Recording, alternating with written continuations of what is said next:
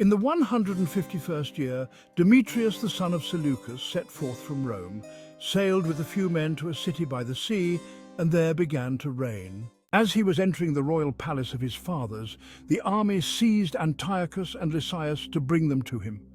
But when this act became known to him, he said, "Do not let me see their faces." So the army killed them, and Demetrius took his seat upon the throne of his kingdom. Then there came to him all the lawless and ungodly men of Israel. They were led by Alcimus, who wanted to be high priest. And they brought to the king this accusation against the people. "Judas and his brothers have destroyed all your friends and have driven us out of our land. Now then, send a man whom you trust.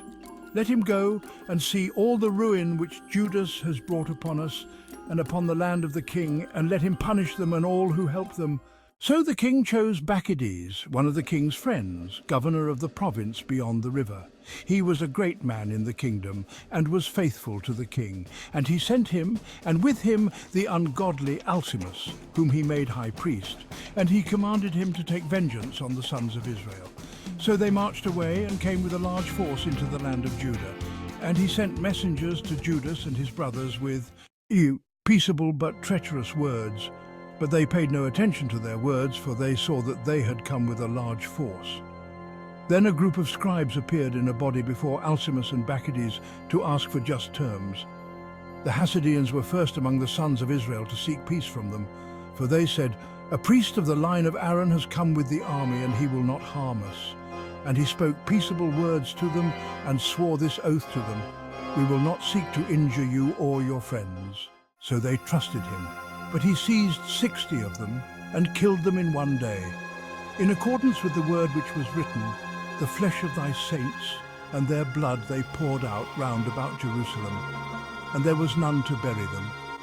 Then the fear and dread of them fell upon all the people, for they said, "There is no truth or justice in them, for they have violated the agreement and the oath which they swore." Then Bacchides departed from Jerusalem and encamped in Beth-Zayath. And he sent and seized many of the men who had deserted to him, and some of the people, and killed them and threw them into the great pit.